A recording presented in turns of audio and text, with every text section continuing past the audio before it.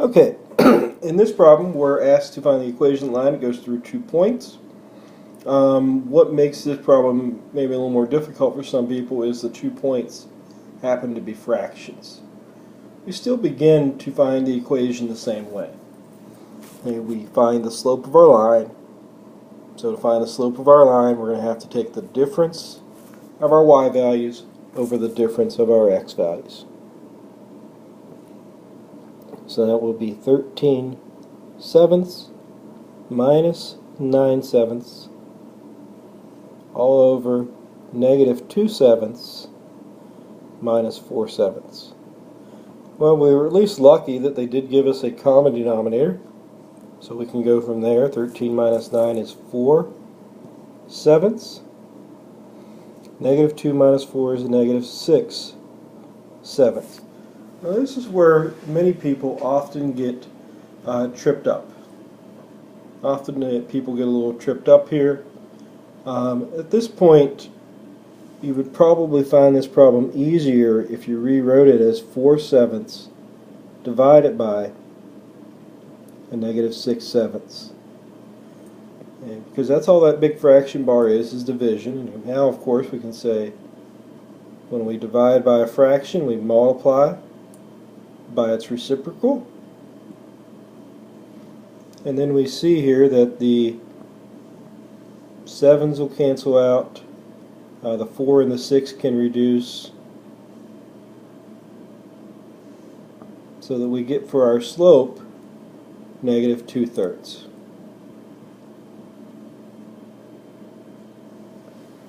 And so we have for our slope -2/3. So now that we know our slope, we can then take our slope, plug it into our slope-intercept form.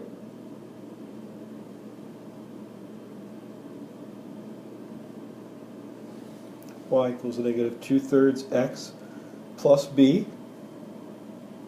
And then we need to take one of our 2 points, and it doesn't matter which of the 2 points you pick. I'm going to pick the 4/7 and 9/7 because, quite frankly, they were both positive, so maybe I won't deal with as many negatives. But you can pick either one. So I'm going to take the point 4/7 and 9/7 and plug that in for x and y. So the 9/7 would go in for y because that's the y coordinate. The 4/7 would go in for x. And then we start to simplify. We have 9/7 equals a -8/21 plus b. And so at this point, to solve for b, we're going to need to get b by itself. So that means we're going to need to take the -8/21 and move it over.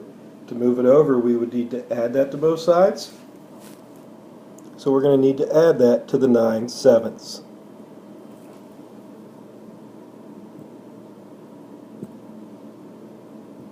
And of course, to add fractions, we need to get a common denominator.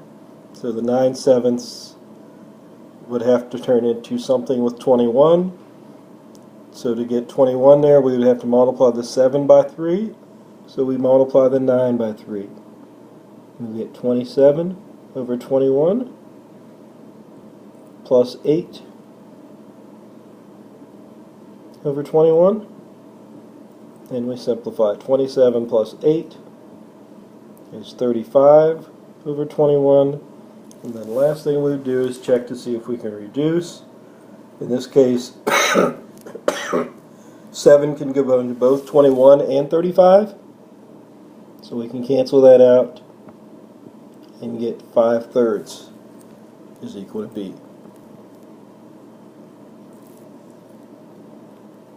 So b is equal to 5/3. So our equation now in slope-intercept form would be y equals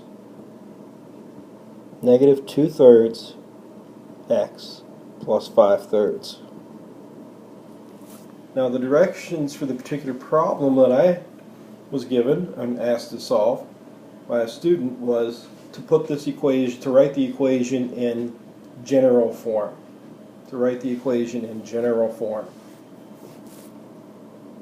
So right now our equation is not in general form, so we need to convert it to general form. To put this equation in general form, we have to recall that general form, we do not have any fractions, and x and y are on the same side. In other words, it's in the form ax plus by equals c. And then depending on the book or teacher you're working with, some people also require the x term to be positive. So to get this in general form, we need to have x and y on one side, and we need to not have any fractions. So I'm going to get rid of the fractions first by multiplying the whole equation by our common denominator.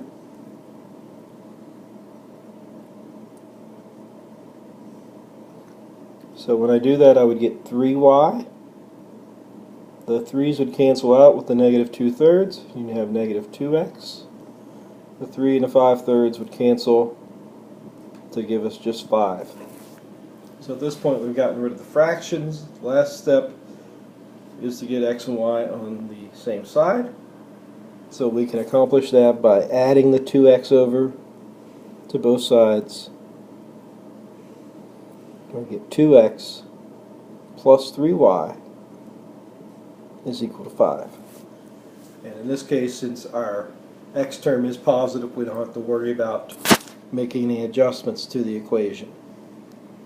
So we have the answer 2x plus 3y equals 5. Okay, hopefully this helps you. Again, one of the fractions as your points is a little harder than some of the other ones. But people do have trouble with fractions. But hopefully this helps you out, and until next time.